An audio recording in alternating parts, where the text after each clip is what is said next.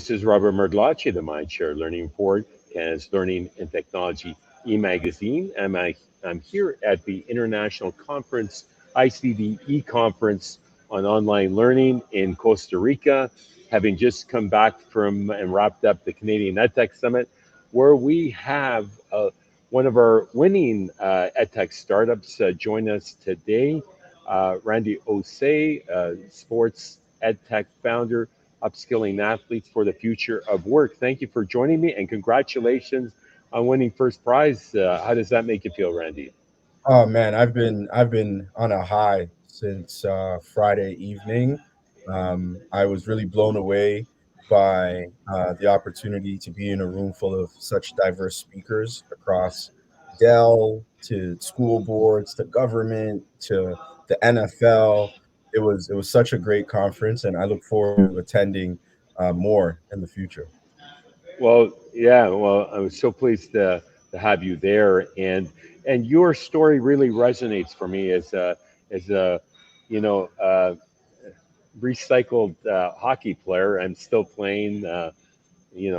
5 plus decades in, my faculty team member at York University, only recent retired, my left winger, who's 92, the former president Ian McDonald, and that gave me a roadmap for the future. Playing with older athletes as well. And my vintage was playing against Wayne Gretzky, to name drop a little bit. But I knew my limits. I knew as I was pursuing university or college route or OHL, I knew that education was something that was probably a better option for me, which Mhm. I chose. But there are a lot of athletes who choose the other route, and it's not an easy path along the way. I know many that have gone on and been drafted to second round in the NHL and never got one game in because of numbers and politics and what have you. So you're offering a great option. Talk to me about the inspiration and your story. Oh man, thank you for that. And I knew when I reached out and I got your first email saying that you were a former hockey player, you would understand it immediately. One thing I'll say is back during when you were a young athlete coming up, you probably just had the television, and the television you probably watched hockey 2 3 times a week, right? It was on a program. Today's athletes, it's in their phone constantly, right? You constantly have pro athletes in your face. You can get access to them. You could comment on their posts. Like the access is completely different, and it makes it seem like it's a lot more accessible, but it's actually getting further and further away as sports as an industry just continues to get more and more lucrative. My journey, and I like to say that I gained my education through non-traditional methods. Right, I went to Right. Brandon University, I went to Laurier on basketball scholarships, and basketball, as much as it was my focus, it didn't happen for me. I had to I had broken my foot, and it wasn't until I broke my foot where I had to say, "What else?" And it's unfortunate, but I'm also very fortunate that happened because that gave me the opportunity to leave college early. I started coaching. I got an opportunity to enter into the sports and entertainment business back in 2012 as an athlete and an athlete, business and brand manager for pro athletes, helping them grow their brands, Very grow cool. their identity outside of sport.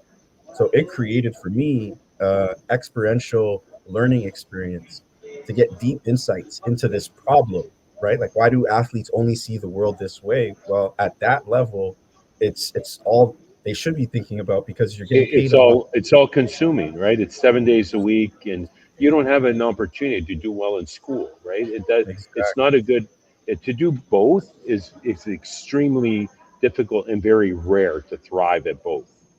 Absolutely. And you take the where you are now and how it's consuming you, you're not paying attention to how generative AI is changing our Right. world, paying attention to all of the different emerging technologies. You're not paying attention because your focus is where your focus is. So a lot of this really drove our inspiration into helping athletes really become more than athletes. And I'll say my experience is somewhat parallel to yours, Robert.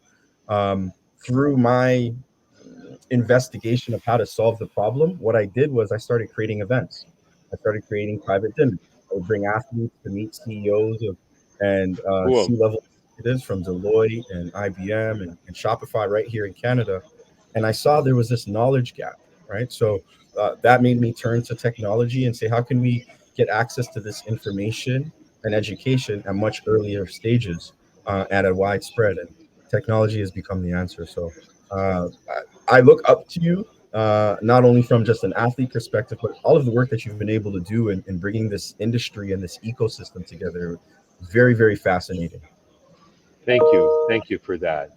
And so um, you're going to be enjoying time with us at the MindShare Workspace Innovation Center for the coming year. And um, you should be aware that one of our past startups became a unicorn in 7 years, so which means valued at over $1 billion. So no pressure on you, Randy. It isn't all about money, though, is it? No, not at all. I think my big goal is to help more than 2 million athletes transition into jobs successfully. Athletes are very, very high level thinkers. They process information very quickly and are strive to be high achievers. We built Training Ground to help fill that gap and how they could take what they've learned in sport and apply it to their future jobs in a way that they could track. Right. The big thing is when you complete, you are we're recording the skills that you're building through your journey. So after a game, if you watch a video on budgeting and you complete a short module on that, you've just acquired a small skill. And we want to stack those skills for athletes in between their sporting experiences so that we're better able to support them on that transition. Absolutely. And what you're kind of describing is almost like micro credentials. So I'm here at this conference, which is an international conference looking at open and online learning, global conference here in Costa Rica. And micro credentialing is a big part of the discussion in helping people transition and equitable opportunities for all to learn and throughout their lives. So that notion of lifelong learning, because Right. it's not a finite number. You don't just graduate and work for the rest of your life today. So, but what's interesting is the skills that you would have garnered as an athlete and the power behind that. So, in the community building, you got to hone your communication skills, problem solving, and resiliency. Like, that's the one thing as a coach of 15 years, I instilled upon my players that even when we're in the worst moments, down so badly, to finish strong. I always said, finish strong. And that holds true today in everything we do, whether it's on the ice or in the office. Thoughts? Absolutely. Absolutely. I'd love to add to that point. A lot of people, I've been an entrepreneur the last 10 years, working in sports and entertainment and starting Athlete Tech Group in 2020. And people ask, like, what is it like? I say it's like being an athlete. And they say, how? And I'm like, well, I could go into the gym and put up 100 shots, do 1,000 push-ups, 500 sit-ups, and come out tomorrow and not score a point, but I've got to come back the next day and continue to work on my startup the same way I used to work on my jump shot or my handle. So Mm, uh, I think they're very synonymous, and I think we're going to see a lot of great social impact outcomes through the work that we do, especially with Mindshare. I'm so excited to connect and yeah, I'm thrilled too. Once I get back in the office and we can connect here, I think there's a break at the conference here. People are gathering around me. But how can people get a hold of you if they'd like to learn more?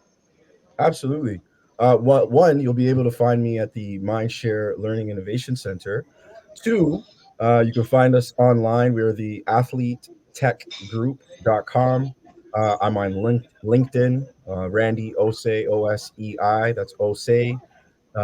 We're on Instagram, Twitter, and available on most platforms. So, Athlete Tech Group Training Ground is our mobile app, which is available in the Apple and Google Play Store. It's a free download. There's, we're not going to try to, get you into paying a subscription. We made it free in our first version to better understand the needs of our community. So we have athletes on our platform, parents, Amazing. coaches, businesses that are now looking to work with athletes. So I'm really excited for what comes next as we continue to solve this problem leveraging technology. And so are we. Randy Osei, winner of Canada's Dragons Den Startup Challenge 2023 in Ottawa as part of the Canadian EdTech Leadership Summit last week.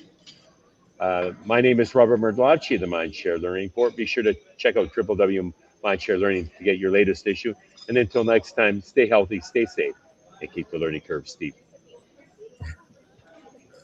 Awesome.